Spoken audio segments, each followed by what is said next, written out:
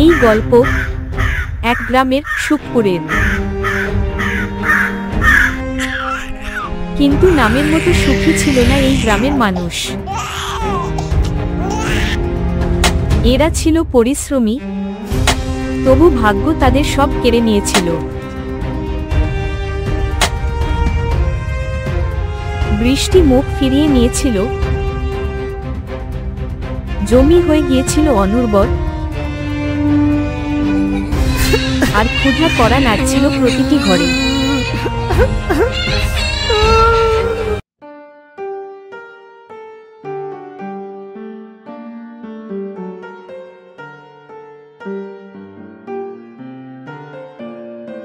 ঋণ নিয়েছিলে, এখন শোধ করতেই হবে। পারছো না? তাহলে তোমার জমি আমার নামে করে দাও। সাহুকার বাবু, দয়া করুন, আমাদের হাতে আর কিছুই নেই। আমার দয়ায় পেট ভরবে না, যাও আর কাগজে সই করে দাও। সুখপুর মগধ রাজ্যের অন্তর্গত। সেখানে শাসন করতেন শক্তিশালী ও সমৃদ্ধ রাজা বীরেন্দ্র প্রতাপ। তিনি ভাবতেন সকলেই তার মতো বিলাসিতায় জীবন কাটাচ্ছে, কিন্তু সত্যি ছিল তার থেকে বহু দূরে।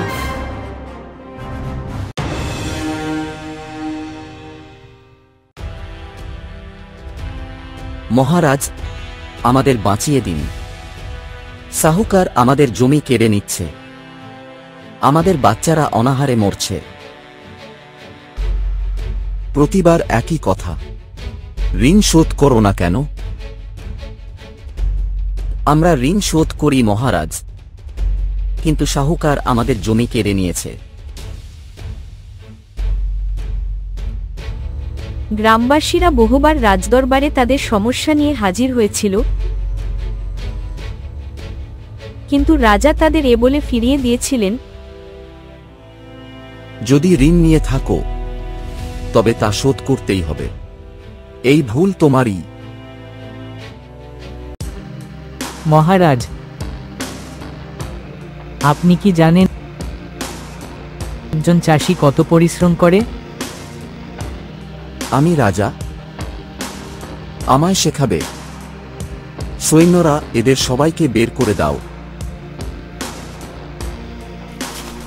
এই অবিচার দেখে অর্জুন স্থির করল সে চুপচাপ সহ্য করবে না। অর্জুন গ্রামের বয়োজ্যেষ্ঠ ও যুবকদের একত্র করল, বলে দিল, যদি ন্যায় চাই আমাদের রাজাকে আমাদের মাঝে আনতেই হবে। রাজাকে আমাদের অবস্থার অনুভূতি হওয়া উচিত, আমাদের তাকে আমাদের মাঝে নিয়ে আসতে হবে। গ্রামবাসীরা কিছুটা ভীত ছিল, তাদের বিশ্বাস ছিল না রাজা কোনোদিন এই গ্রামে আসবেন। আমাদের রাজাকে চ্যালেঞ্জ জানাতেই হবে, কিন্তু প্রশ্ন হচ্ছে তিনি কিভাবে আমাদের মাঝে আসবেন? রাজা তো প্রাসাদে থাকেন, উনি কোনোদিনও আমাদের গ্রামের মুখ দেখবেন না। কিন্তু আমরা তাকে বাধ্য করতে পারি। আমাদের এমন এক চাল চালতে হবে যাতে তিনি আমাদের এই দিনহীন জীবনের স্বাদ পান। অর্জুন নিজের পরিকল্পনা শোনাল, যেখানে রাজাকে তার দুর্বলতায় ফাঁসাতে হবে।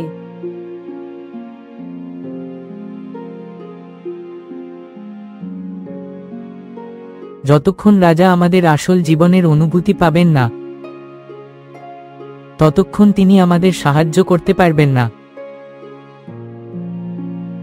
অর্জুন রাজদরবারে যাওয়ার সিদ্ধান্ত নিল। সেখানে পৌঁছে সে রাজাকে চ্যালেঞ্জ জানালো, মহারাজ, আমি শুনেছি আপনি এই রাজ্যের সবচেয়ে যোগ্য আর বুদ্ধিমান মানুষ। আপনি কি আমাদের চ্যালেঞ্জ গ্রহণ করবেন? চ্যালেঞ্জ? কেমন চ্যালেঞ্জ? আমাদের চ্যালেঞ্জ এক প্রতিযোগিতার। যদি আপনি জিতে যান, আমরা আর কখনো কোনো অভিযোগ করব না।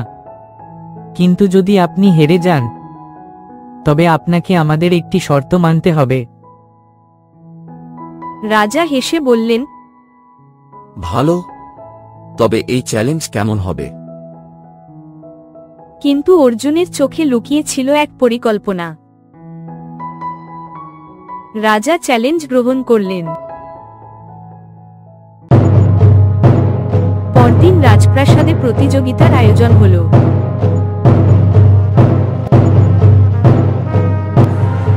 প্রথম ধাপে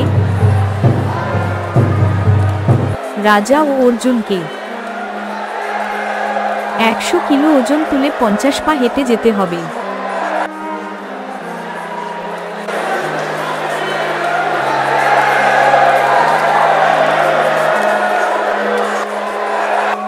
রাজা সহজেই এই চ্যালেঞ্জ সম্পন্ন করলেন, কিন্তু অর্জুনও সমস্ত শক্তি দিয়ে হাঁটল, কোনো কষ্ট প্রকাশ করল না। প্রথম ধাপে রাজা জিতলেন, কিন্তু অর্জুনের হাসি জানিয়ে দিল আসল খেলা এখনই শুরু হবে। এবার মানসিক পরীক্ষার পালা। রাজা ও অর্জুনকে একটি জটিল ধাঁধা মেলাতে হবে।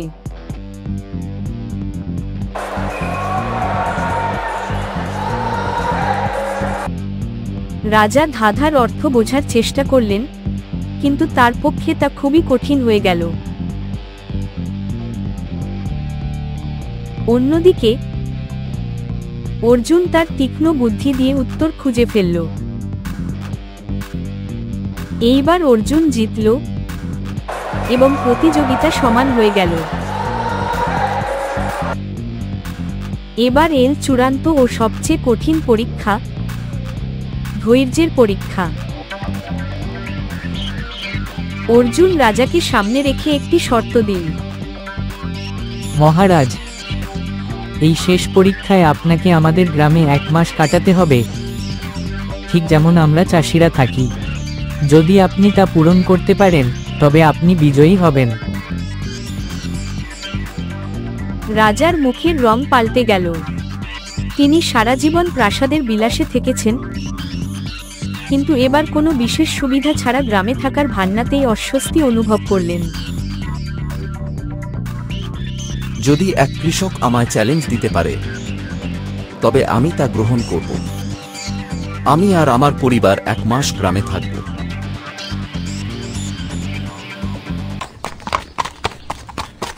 রাজা বীরেন্দ্র প্রতাপ, যিনি কখনো প্রাসাদ ছেড়ে বের হননি, এবার এক গরিব কৃষকের মতো গ্রামে থাকতে চলেছেন।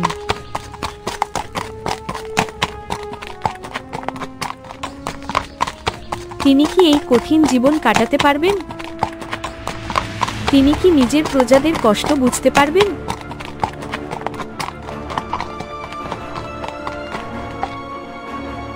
রাজা ও তার পরিবার গরুর গাড়ি থেকে নামলেন।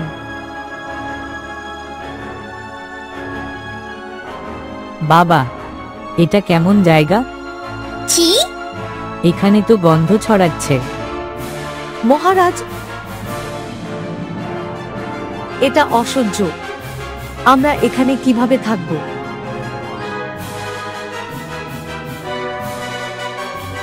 এই তো আসল দুনিয়া, মহারানী মা।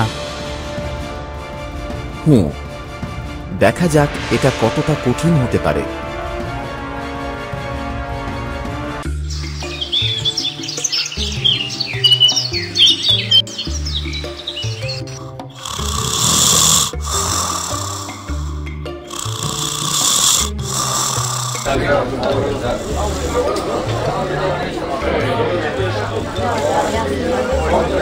রাজা ভোরে ঘুম থেকে উঠলেন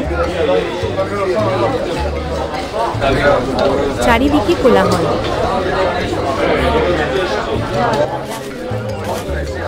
কৃষকেরা লাঙ্গল কাঁধে নিয়ে মাঠের পথে।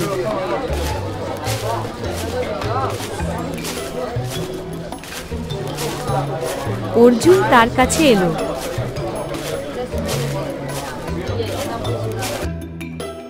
মহারাজ, ঘুমানোর সময় নয়। চাষিদের সূর্যের আগেই মাঠে যেতে হয়। এত ভোরে? রাজা মাঠে গেলেন।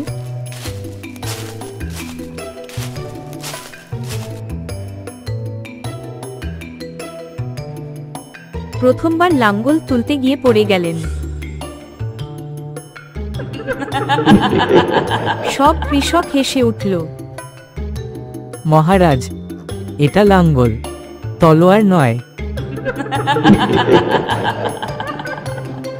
আমি এটা করতে পারবো।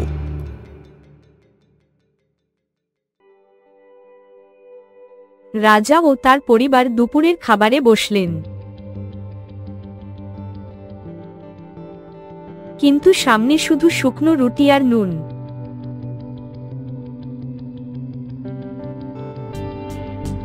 এইটুকুই? আমায় প্রাসাদের খাবার চাই। আমাদের সত্যি, মহারানী মা, এটা একদিনের কথা নয়। আমাদের পুরো জীবন এভাবেই কেটে যায়।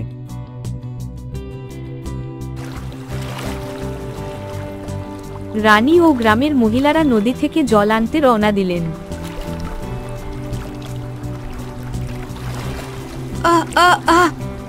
এটা এত ভারী কেন?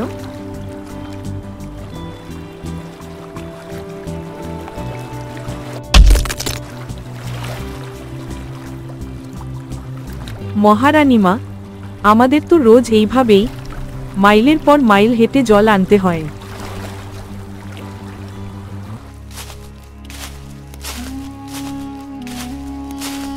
সুদখোর মহাজনের এক গরিব কৃষকের ঘরে এসে তার মেয়েকে ধরে ফেলল।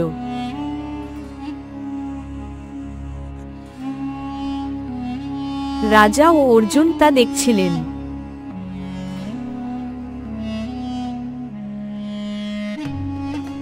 সুদ শোধ করনি? তাহলে মেয়েটাকে আমার হাতে দিয়ে দাও। না, না, আমাদের মেয়েকে নিয়ে যাবেন না। এবার যথেষ্ট হয়েছে। মহারাজ, এখন কি বুঝলেন আমাদের আসল সমস্যা কি? রাজা মহাজনের সামনে দাঁড়ালেন, চোখে ক্রোধের আগুন। অর্জুন ও গ্রামবাসীরা পিছনে দাঁড়িয়ে। মহারাজ, আপনি মাঝখানে আসবেন না। এটা আমার ব্যাপার। এখন এটা আমারও ব্যাপার। তুমি গরিবদের রক্ত চুষে নিচ্ছ। মহারাজ, সব আমি আইনের মধ্যেই করেছি। এরা নিজেরাই কাগজে সই করেছে। মহারাজ, আইন কোনোদিনও অন্যায়কে সঠিক বলতে পারে না। আমি এই বিষয়ে রায় দেব, কিন্তু আগে আমাকে এই মাসটা সম্পূর্ণ বাঁচতে দাও।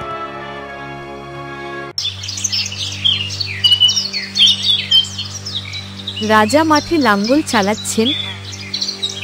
তার হাতে ফোস্কা পড়ে গেছে। অর্জুন পাশে দাঁড়িয়ে দেখছে। মহারাজ, এখনো তো মাত্র 10 দিন হয়েছে। এরা কিভাবে সহ্য করে এত কষ্ট?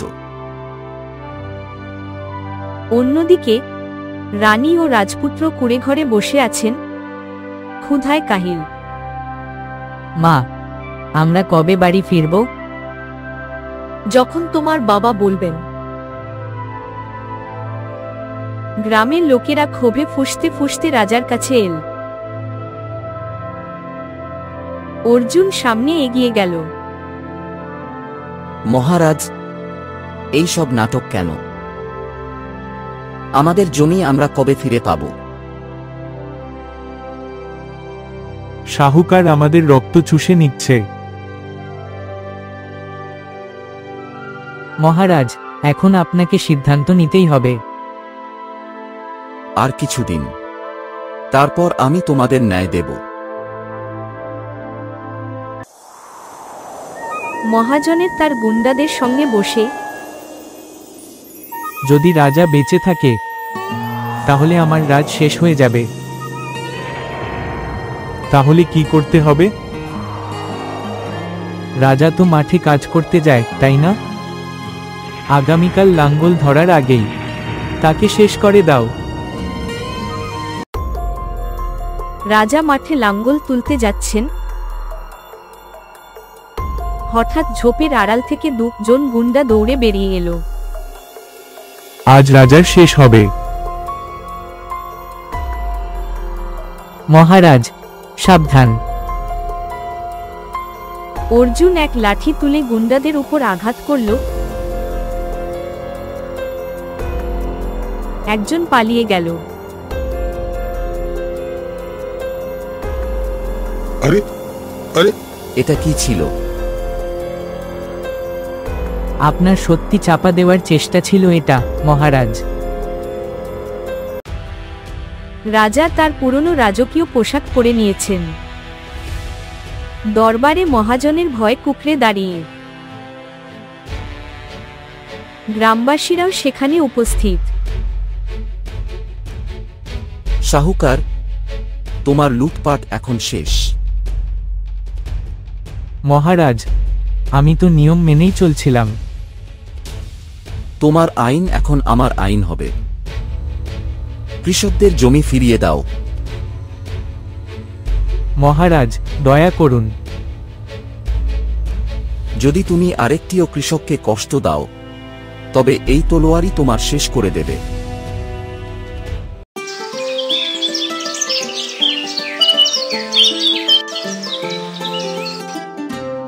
গ্রামে আনন্দের ঢেউ বয়ে গেল।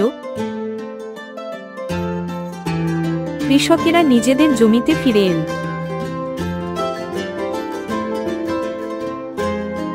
রাজা ও অর্জুন পাশাপাশি দাঁড়িয়ে। তো মহারাজ, কেমন লাগলো চাষির জীবন? এটা সহজ ছিল না, কিন্তু এখন আমি বুঝেছি। রাজা সকল কৃষকের দিকে তাকালেন, তার চোখে মমতা ও আপনজনের মতো টান। এখন থেকে কোনো গরিব অভুক্ত থাকবে না, কোনো কৃষক তার জমি থেকে উৎখাত হবে না। কখনো কখনো সত্যি বোঝার জন্য আমাদের তা বাঁচতে হয়, আর রাজা তাই করেছেন।